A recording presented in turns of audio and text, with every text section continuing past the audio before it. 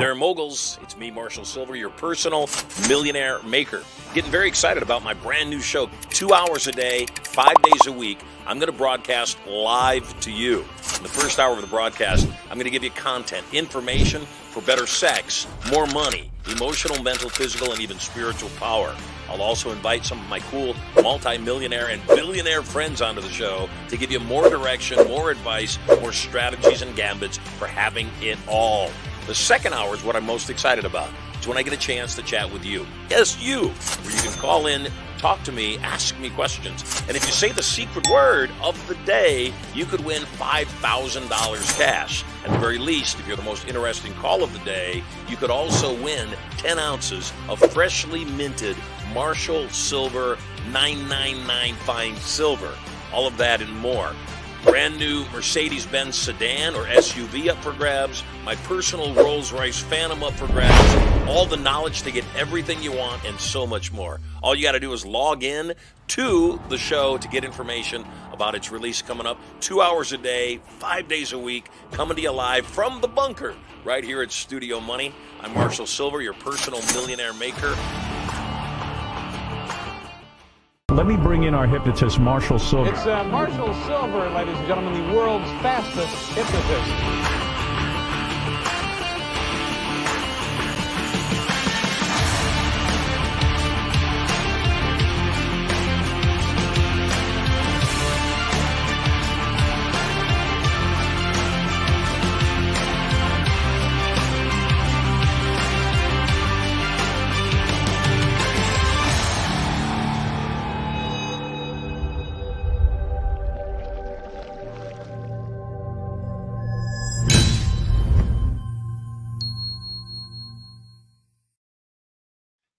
Greetings, my little chickadees. Hey, welcome. So glad you're with me at Marshall Silver Live. Very special show today. I'm flying. Not right now, but I'm going to be flying in a minute. And because of that, we will not go into the vault today, and we're going to jump into our guest quickly. He's known for his innovative approach to real estate and investing and his ability to demystify complex strategies for the masses. King Khang has established himself as a true monarch in the industry. I've seen him all over social media. He's unique. He's fun. He really does make it as simple as possible. Please join us as King Khang shares his journey from humble beginnings to becoming a real estate mogul. And he's going to offer you an exclusive look at the tactics and mindsets that have paved his path to success. A nice big Marshall Silver Live welcome to King Khang. Welcome to the show. Marshall, thank you so much, man. It's such an honor to be here, dude. I appreciate it. I appreciate you. Dude, and thank you so much for the kind word, bro. I don't know about real estate mogul, but I am doing my best. No, you're awesome. I see you all over the place. Your videos are fun, and they're very raw. They're very real. They're right to the point. You don't beat around the bush. You tell the truth. So what should I call you? Let's start there. What should I call you, King or Khang? Khang. You got it. Let's start with the question. You know, I train not in real estate, but I train a lot of real estate investors in mindset and influence skills. Yeah. And in fact, that's the majority of what I've been doing for 40 years is kind of filling in the missing piece. You know, once you've taught people strategies, once you've told them exactly what to do, and they still don't get off their butts and do what you tell them to do. You know, I can stand in front of anybody's audience if they've got real estate investors in the room. And if I ask, how many of you have ever actually invested in an investment property? 90% of the people do not put their hands up. Less than 10% of the people put their hands up. Why do you suppose that is? With so many people, learning so many amazing skills. I know you've taught thousands and thousands and thousands of people. Why is it that most people never get off their butts and actually do something? Marshall, yeah, to me, is that the thing that you want, I think it's too many people are comfortable where they're at. Like they want more, but they're too comfortable to let go of their current lifestyle to achieve the next level. So what happened is most people think that, you know, and I think people too, is that people tend to jump from one shiny object to another, thinking that, you know what, I'm going to give this a try. And then they tried it out. And then what happened is they're going to hit a wall, right? And then what happened is that they move on and then try something else because they looking for quick success, but there's just no such thing. And, you know, and Marshall, I say this on my social media. I said too many lazy people want to get rich. That's the biggest problem. Because if everyone would have just understand that success don't happen overnight, it happens over time. And there's a saying that it takes 10 years for an overnight success. So a lot of times, most people want to build a castle within a year. Most people try and start from $0 to $1 million within a year. The chance of that happening is just very unlikely. But if people would have just picked something that they want to do and just understand that it will take time and it will take a lot of hard work, all right, and they would just commit and spend the next, I would say, 3 to 5 years to build that skill set, to master that one thing that they want to do, I think anybody can become successful. But they just have to pick one thing and focus on that one thing instead of trying multiple different things, man. You have a unique approach to real estate, to investing in general. Tell me what makes you different than so many other people that are also teaching similar strategies. Yeah, so Marshall, what I do is called wholesaling real estate. So I started out in my real estate career at the age of 27. And I started out, I think, with most people, when they think about real estate, they either think, hey, become a realtor or buy, fix, and flip houses, or, become a landlord. But most people that are working at a JO to B probably cannot afford to get into becoming a landlord. So they either, go become a realtor or do the whole fix and flip. What I do is called wholesaling real estate. So what it is we're basically a middleman. What we do is we're not a realtor, and it's completely legal. It works in any city, any states, and you can do this completely virtual from your comfort of your own home. I know it sounds amazing. And most people think it's too good to be true. And that's exactly what I thought too about wholesaling, right? When I start watching people online and seeing them post about, $10,000 checks, $50,000 checks, $100,000 checks. And I was like, oh my gosh, this is another get rich schemes. But when I got into real estate, I started out that fix and flip. And Marshall, about 4.5 years in, I almost lost everything and went bankrupt. And then that's when I discovered wholesaling. I said, well, I can't leverage anymore. I can't buy any more property to fix and flip it. The only options I got is try this thing where people are saying wholesaling. And there's this property that was on the market, but they took it off the market, and it's called expire listing. So it was expire. I send the seller a letter saying, hey, my name is Khang. I'm interested in making you a free, no risk, no obligation cash offer on your property. If you're interested, give me a call. Seller calls me. We talk about 4 times. We negotiate. I got a property under contract. And then I find another investor that was in my local area that I know that I said, hey, I got this property under contract. I'm going to sell it over to you. Right? So what you do is you get the property under contract. You find another house flipper, another investor. We call them cash buyer. And then I just simply, Marshall, sell my contract over to them for $28,000. From start to finish, the closing took about 15 days. And I was like, oh my gosh, if I can make $28,000 in 15 days versus trying to make $30,000 in 4 to 6 months fixing and flipping houses, and it only cost me about $250 as an earnest money deposit to lock this property in contract, I said, dude, this is the game that I want to play. So I just went all in. I shut down my fix and flip operation, went all into wholesaling. And I've been doing it for about 6.5 years. And we do completely virtual. We don't meet the seller. We don't see the property. All right. And we're doing about I would say this year we're about $120,000 a month. So just to be clear, and I know you just explained it, but a lot of people don't know what wholesaling is. Wholesaling means that you get the property under contract for a period of time, 30, 60, 90 days. Yep. And so what you're doing is you're putting down a small amount of money for that option to buy the property at that price. And then you're turning around and you're selling wholesale. You're selling that option to a cash buyer who then turns around and buys it for the whatever you say the price is, or just buys the option to buy it at what you already negotiated, correct? Correct. So basically, we're just like the middleman. So what we do is we find distressed property with motivated seller. Like these are people that are in distress. And that's the only way that they're willing to sell the property at a major discount. Okay. So typically they're in pre-foreclosures, the property is vacant, or it needs a lot of work. They live out of states. They're tired of being a landlord. You come in contact with them, negotiate a deal, lock that property in a contract. That contract give you equitable interest. And that is the key to wholesaling. It's literally that contract. So give you equitable interest which means you can either move forward to buy the property, or you have the right to sell that contract, that piece of paper, over to somebody else for a profit. It doesn't matter who it is. It could be your mom, that you can sell that contract and make a profit. And that, my friend, is called a wholesale fee or an assignment fee. And typically you can put that property in a contract, so you can literally control an asset that's worth hundreds of thousands or even millions of dollars with just a few $100, sometimes even with $10. And that, my friend, is called the earnest money deposit. So clearly, it doesn't seem like a difficult process. And I know you've had thousands and thousands of students. The majority of my students are live. You know, I get in front of them live and I can see their faces and I can call them on their stuff. And I know that a lot of your training is digital.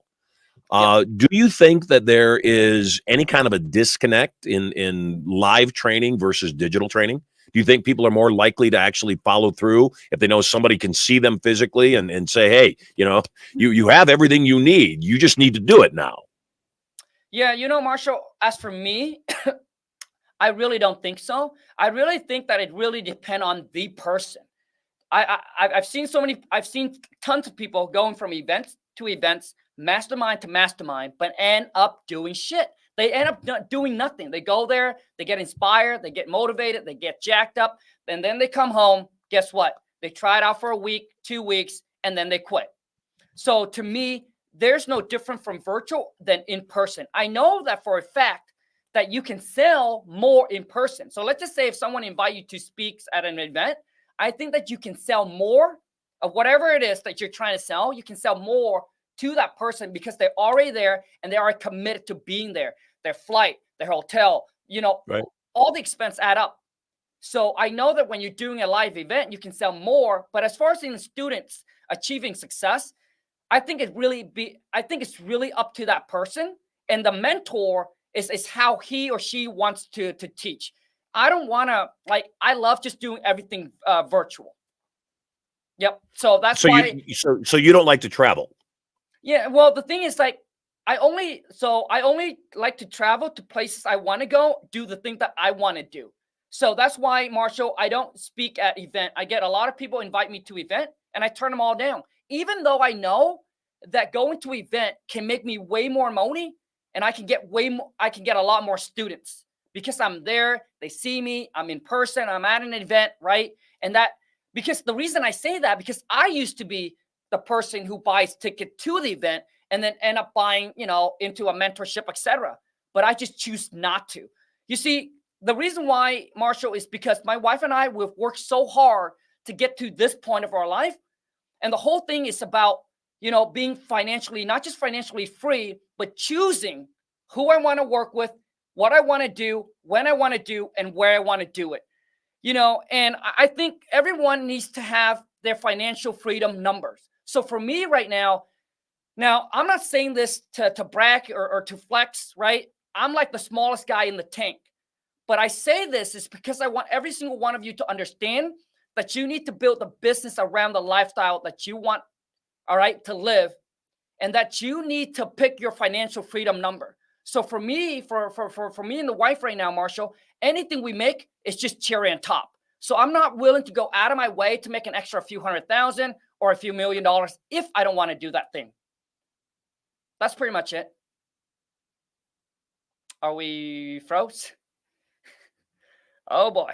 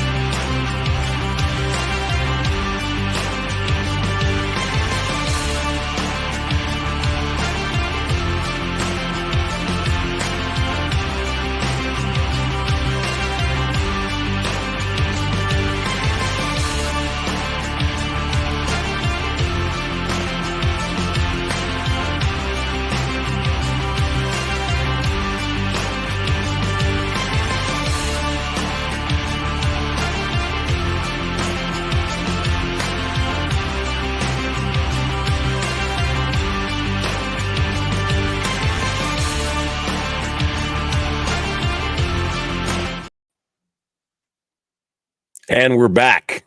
Yes. So forgive me, Kong. I apologize for that. And we were just talking about the distinction between live and virtual. So there was Yeah. one thing right there. Yeah. By the way, No. you have I have somebody, one of your fans, when they saw that you were going to be on the show today, said, please have him give his have him do his slogan. What is, have him do his catchphrase. What's your catchphrase? Let's go get this money. Exactly. I love it. Good stuff. So we were talking about the distinction between teaching people virtually and teaching people in live setting. And you were saying you didn't think there was much of a difference. Tell me again, because this is the part this is why they bring me in, is Sure. because, again, 90% of people, I don't care who the trainer is. I don't care how good the trainer is. I don't care how simple they make the process. Yep. Most people still never do it. Correct. Why? You see, Marshall, it's that I don't think people want it as bad as they say they do. Because I think that, because whatever it is that you want, dude, you have to literally, it has to almost consume your life. Eat, work, sleep, shower, everything that you do, you just think about that one goal, that one thing that you want to accomplish. So to me, Marshall, I just don't think that people want it as bad as they say they do. Because if you want it as bad as you say you do, when you come a hurdle, what do? You figure the shit out. You figure it out. All right? But most people, when they hit a speed bump or they hit something and life gets really tough, listen, things happen in life. All right? Maybe your family member, whatever, got hurt or at the hospital, whatever it is, all right? Or maybe you just hit with a bill, or maybe you got in a car accident, maybe whatever it is. Once again, things happen in life.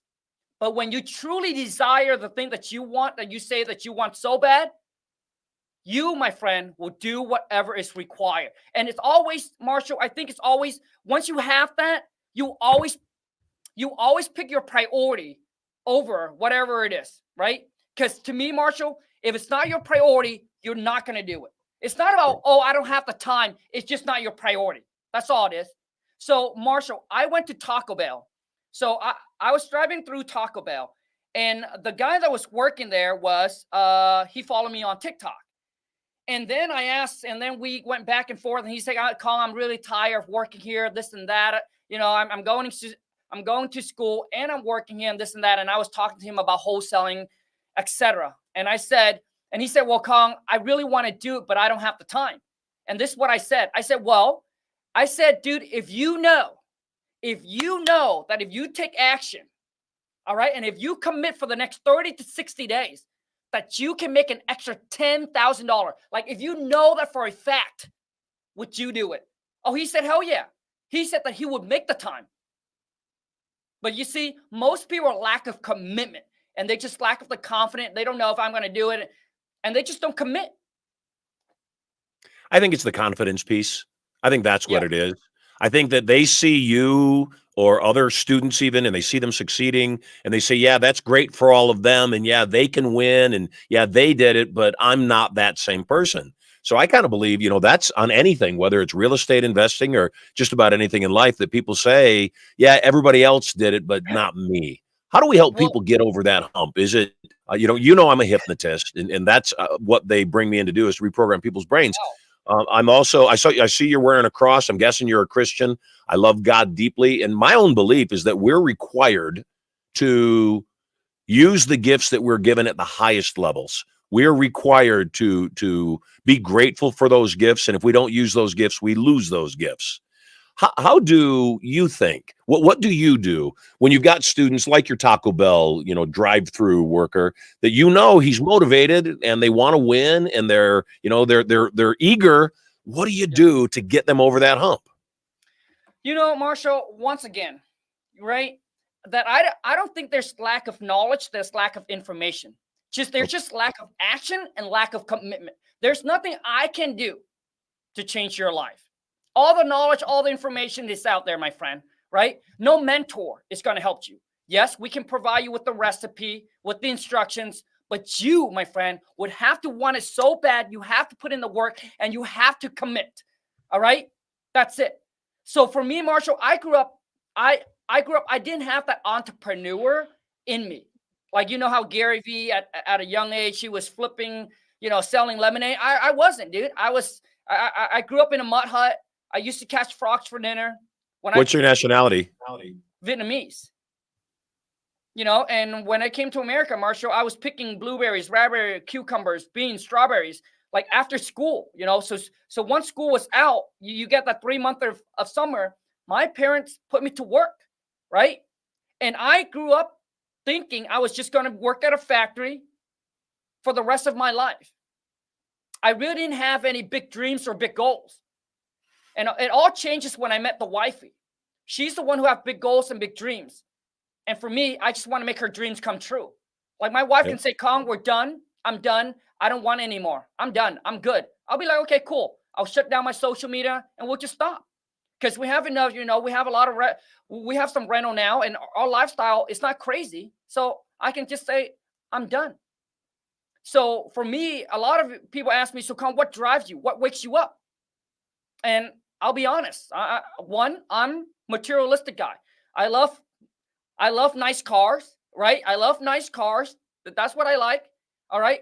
And I want to make the wifey dreams come true. So when she tells me, Khang, I want to buy this. I want to buy this diamond necklace, right? I want to do this. I want to do that. And as a man, if I can't, if I say, I can't get it for you, I just don't feel good. I want to be the man where she says she wants it. I'll be like, okay, Lon, I'll do whatever it takes to get it for you. Morally, ethically, but I'll make it happen no matter what. And that has always been the thing that drives me even to today. I would agree. I'm at level 61 myself. I've made over $600 million. I have everything that I would ever want. I don't want any more cars. I don't have any more garage space. I'm parking my vehicles as it is. I'm parking my vehicles in my driveways at this point. And the thing, though, that motivates me is the exact same thing. I love my wife so much. We've been together 17 years. I love my children.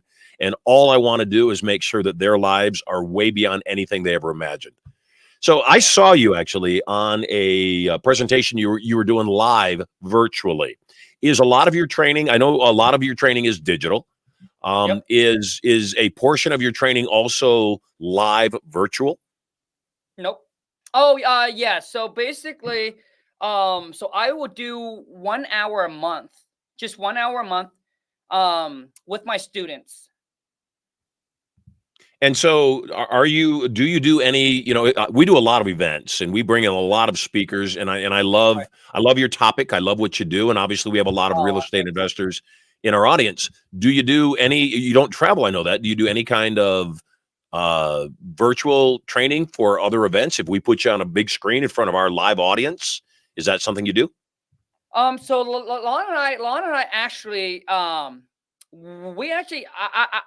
we travel like once a quarter. So I don't know, to you, I don't know if that's a lot or not a lot, but dude, I used to remember when Lon and I would travel like, once every 3 years. So for us, it's a lot, but Lon and I would only travel to places that we want to go to, not because it's in, so I don't know if that's what you were asking or not. No. What I was asking is, would you be open to actually coming to our event virtually?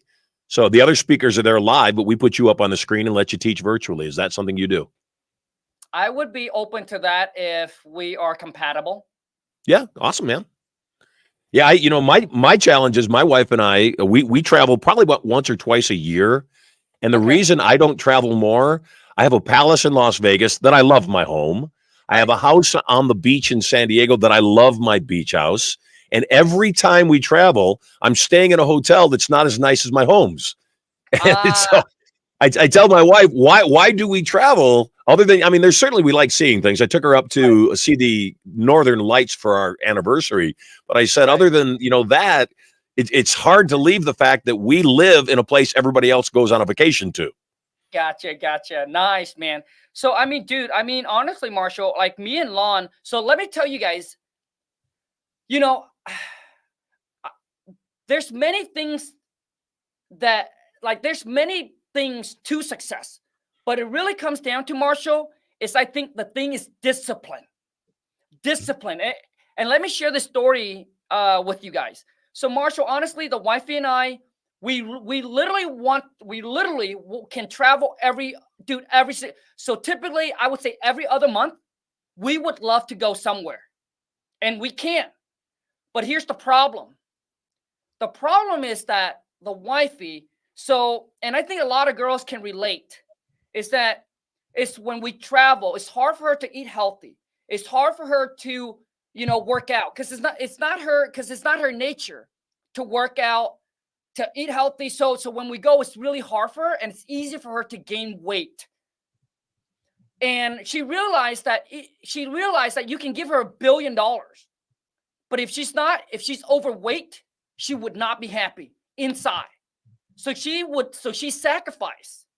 She's like, she loves to travel. She loves Hawaii. Like we would, like literally, if it wasn't, we would have been in Florida right now, and then in California, right? Yeah. But she know what her priority is, and she know what brings her true happiness. She said, Khang, when we travel and when we go out and when we eat, I'm only happy for that moment. But she said, Khang, when I go back home, I'm not happy. And so she's like, my true happiness is even though it's like when we're back at home, Marshall, like Lana and I don't really go out to eat, right? She cooks at home, but we find other things that we can do together. We go for a nice walk and things like that. But what makes her truly happy is being in shape. And that's mean more to her than anything else. Understood. Yeah. You're Vietnamese. Is your wife also Vietnamese? Yep. Mm-hmm. Do you find that you appeal to other immigrants that have come to this country because of your immigrant story? You mean that my presence on social media? Yeah. Do you think that, obviously we tend to like people that we're like. Do you think that there's a lot of people that see your Cinderella story, frankly, of, living in a hut, gigging frogs, coming here, crawling through fields, and now you've built up this real estate empire. Do you think that again, my own belief, my father came to the country. He was an immigrant from Poland, dirt poor when he came here. And, we were poor, extremely poor growing up. And so, my belief is that when we find mentors or we find trainers, we want to find somebody who started off worse than we are now, so that we don't have an excuse. True. Do you think that that's part of what your amazing appeal is? Marshall, so when we talk about do I have a lot of Asian students or like Vietnamese and things like that? Dude, you'll be surprised. I get students from whatever, but I would say I don't have a lot of Asian followers. Like I don't have a lot of Vietnamese students. I don't have a lot of Vietnamese followers. Get a lot of Caucasian. I get a lot of Mexican. I get a lot of, obviously other nationality as well. But I think what really stands out is that people can connect with the stories that, just like you said, that I started from nothing, just like everybody else, right? I started from nothing. And even for a lot of you, I start even way lower than you. The majority of the people that follow me probably never live in a mud hut. They probably never catch frogs for dinner, right? And that's what I had to do. And then, and I'm kind of like, I tell people that Lon and I are like that millionaire next door. We're just a regular average couple. Like if you really meet us in person, we're definitely not the sharpest tool in the shed. Like my reading and writing sucks. I don't even know if you tell me, Khang, hey, go 2 block and make a right. I don't even know what you mean by 2 block. So the only thing, Marshall, the only thing I'm good at is making money. But beside that, dude, we talk about geographic. Marshall, I used to not know what West Coast and East Coast is. I mean, like I know now, but I didn't know that. Before that, they like, hey, Khang, are you in the East Coast or are you in the West Coast? I'd be like, dude, I don't know what coast you're talking about, dude, but I'm on planet Earth, baby. What's your favorite thing to do when you're not investing in real estate? Obviously, you love being with your wife and you love hanging with your wife and you like to travel. What else do you love to do? Man, I love to watch comedy movie. If I have a choice, I know the wifey won't let me, but if I have a choice, dude, I just love spending time playing poker. Like I love playing poker. And I think I think life or business is like the game of poker. I would agree. Yep. Have you played in the World Series of Poker? No, typically I just play at home for fun, bro. Very cool. I have a Yeah. lot of friends in the poker world. Dan Fleischman is a good friend of mine, and he had a online gaming site from years ago. So Oh, dang. we know and I also train a lot of professional poker players that I can't name, because part of Okay. what we teach is we teach people cold reading. We teach people how to Oh, read nonverbal communication tells. oh, really? Dang. Okay, that's Yeah. next level, dude. So maybe we could be friends. I don't know. Absolutely, man. You know, I actually have another friend of mine in town, and he's got a very large insurance agency. And he took Ooh. us to dinner the other night. And I used to be a whale here in Las Vegas. I used to be a very large gambler. And when I met my wife and started having babies, I just quit playing. And my game of choice was blackjack. And the reason my game of choice was blackjack is, number one, I can play it with the dealer. I don't have to wait for other people because I'm Right. fairly impatient. Yeah, And yeah, yeah, yeah. the other thing is blackjack is math. It really is just math. Mhm. And if you don't let your emotions get into it, much like investing, if you don't get emotionally attached to one deal, if you say, no, I win, I lose, I just want to win more than I lose, and then walk away, then you'll win. And so Interesting. my friend had not really played much blackjack. He took us to dinner, and he said Mhm. he wanted to go play a little bit. And I said, what do you play? He said, I think I'm going to play blackjack. And I said, do you know anything about playing blackjack? He said, well, I've played a couple times. I said, you don't know anything. Let me sit down and teach you for a little bit. So we Yeah. sat down, and I taught him some strategies, and he had put down $500. And when it got to, he had $1,000 in front of him, I said, now is when we run. Now is when we leave the table. We cash out our chips. So it's real money again. So we Right. remember what this is. And then Yeah. we run away. And so he did, and he won, and he was happy.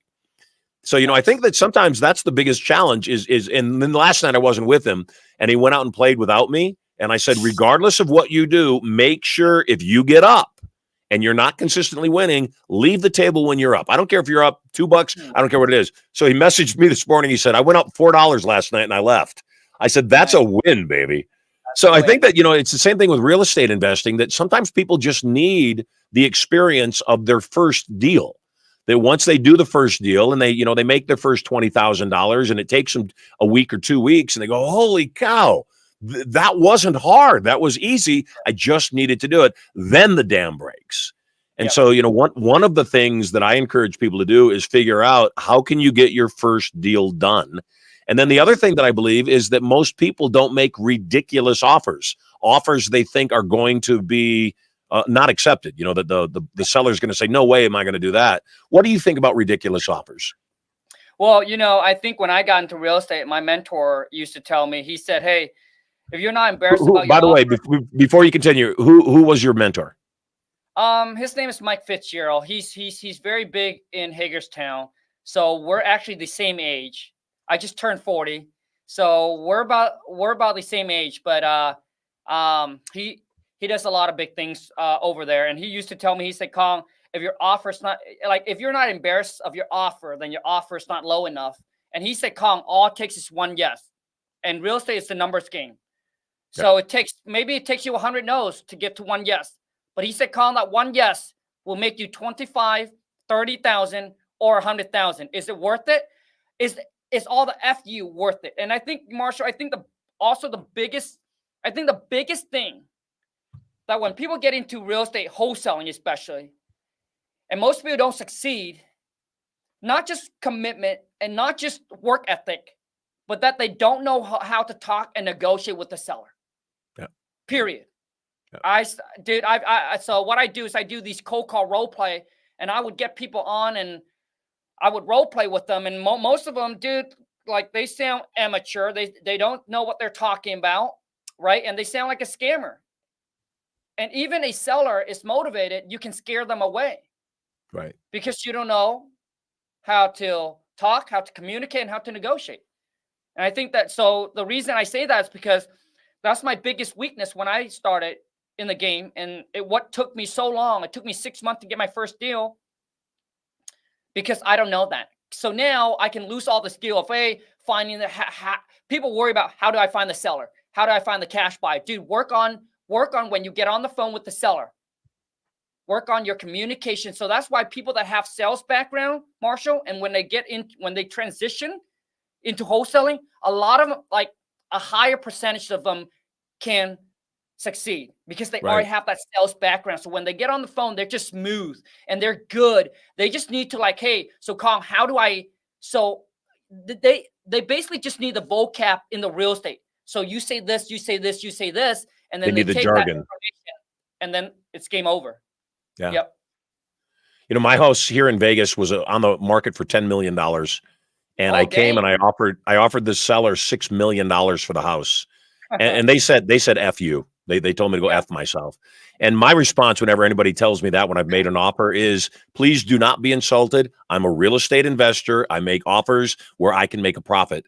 And no offense intended. That's what I do for a living. And a year went by and I found another $10 million property that I was negotiating on. Took a year and I couldn't make the other deal come together. Came back to the original property and I said, I see you haven't sold your property yet. I was wondering if you would reconsider my offer. And they said, we've been looking all over for your phone number. Yes, we want to sell it to you for $6 million. I said, great. Now I want all the furniture. And that may not seem like a lot, but in a house that's 17,000 square feet, the furniture was $750,000. And so, you know, again, it's that idea that you don't know where somebody else is. I found out ultimately they were about to be foreclosed on. They were just a month or two from foreclosure. And so, you know, that happens. And I think if people would just start making bad offers, and like you said, offers that are embarrassing to make, I think that if they would just start doing that, yeah, every once in a while, a blind squirrel finds a nut. And that really is, you know, what it's all about. What's the biggest thing about wholesaling that makes it superior to other types of real estate investing? Obviously, you can do it from where you already mentioned. You can do it from wherever you are. You don't have to actually see the property. What else are the benefits to wholesaling? Yeah. So Marshall, honestly, with wholesaling, if you set up the contract correctly, there's really no risk. And here's what I mean. So let's just say that you got a property, okay? Let's just say that you got a property in a contract, okay? So if you were to buy, fix, and flip, you could probably spend, you know, you have to come up with maybe $200,000 or $300,000. But with wholesaling, you can put this property in a contract with $10. Let's just say even if you put this property in a contract with $1,000, and you got 30 days to find your buyers. Within that 30-day period, if you can find a buyer, you can call the seller up, you can cancel the contract, walk away, get your earnest money deposit back, okay? Because you're still within that 30 days inspection, you get that earnest money back and you just move on to the next deal. So you see, so basically it's all in the contract. If you set it up correctly, there's really no risk. But if you're into the buy and flip, you know, the buy, fix, and flip, you're done. You buy the property. That's pretty much it. And a lot of time, that's why people said you gotta come up with exit strategy. So if you buy it, you go in, you rehab it, and figure out, dude, I thought it's only gonna cost me $50,000. Now it ended up costing me $100,000. Now I am obviously over. Like if I were to sell it, I would lose money. Well, guess what you're gonna have to do? Now you have to think about, hey, if I can rent it out, could I get enough rent come in where it cover my mortgage? Could I do Airbnb? Could I do midterm rental? So that's where you got to get creative if you're actually buying the property. Whether you want to fix and flip, you better have some exit strategy. You better have reserve.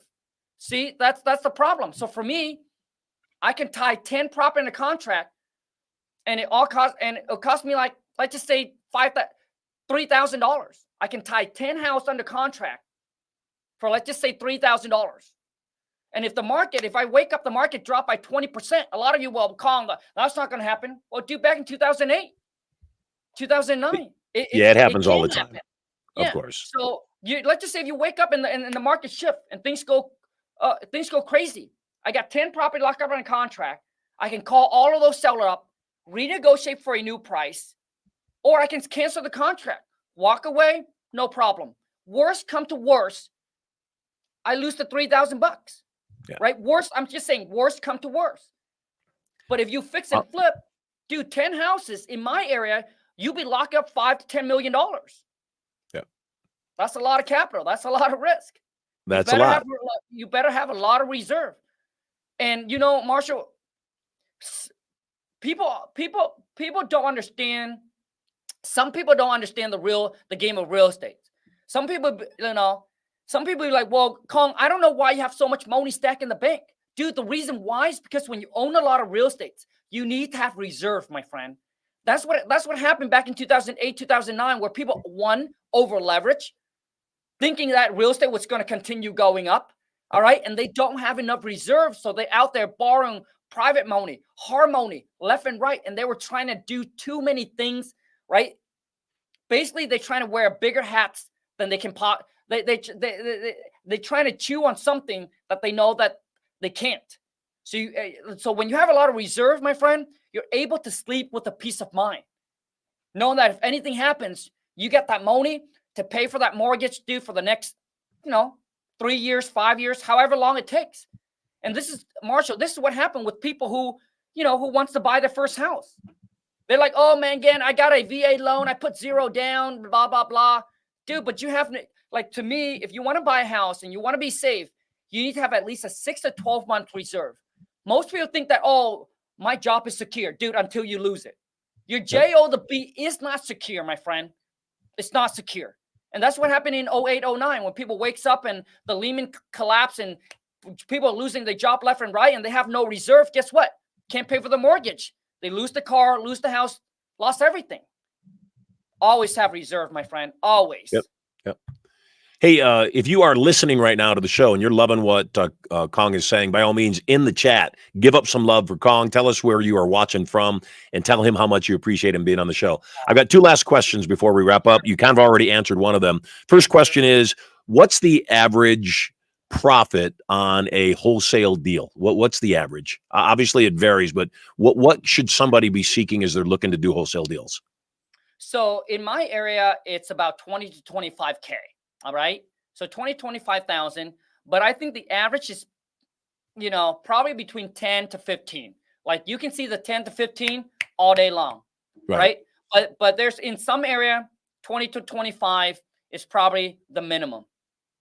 Good. And how many, you've been training students for how long? Gosh, I think I've been doing it for 6 years. I've been in the real estate game for 12 years. Been training students and putting out my content 6 years. And how many students have you trained? But it got 1,000. Say that again. I said that I don't count, but I think it got to be close to 1,000. That's awesome. That's fantastic. Thanks. Hey, how do people get a hold of you? First and foremost, thank you so much for taking the time. I know your morning was extremely busy. Thanks for taking the time. How do people get a hold of you and find out more about what you do? Marshall, thank you so much, man. Once again, it's an honor to be here, dude. Just Facebook, Instagram, YouTube, TikTok, anywhere, just at Real King Khang. Awesome, man. Hey, you have a fantastic day. Thanks for being on the show, and I look forward to meeting you in person sometime soon. God bless. Likewise, Marshall. Thank you so much. I appreciate you, man. Thank you. You so bet. much. You too. God bless. Bye now. Bye. Well, that is awesome. What a great show. Like I said, I'm flying, baby. Hey, let us know. Yesterday, I didn't get to the secret word. I did give some clues. I never got to it. The secret word yesterday, I gave you clues about ponying up, and I'm not going to horse around. I'm going to give the cash away. I've mentioned lots of cues, and the word was equine, which means when we come back tomorrow, it won't be $3,000. It'll be $3,500 up for grabs. And yesterday, we also had some callers call in, and we looked at the tab, and we have a winner of silver from yesterday, Wendy Thompson. You are our 10-ounce Marshall silver winner. If you'd like to win 10 ounces of pure silver, and who wouldn't, if you'd like to put yourself in the running to win thousands of dollars in free cash, it's real simple. All you got to do is tune in live Monday through Friday from 10 a.m. until we wrap. And you too could increase the quality of your life, learn some powerful things, meet a phenomenal community, and so much more. So let us know in the chat where you're watching from. Let us know what you thought about the show, and especially give up some love for King Khang. You are totally loved. You have an awesome day. I'm Marshall Silver, your personal certified millionaire maker, and I'll see you on our next show.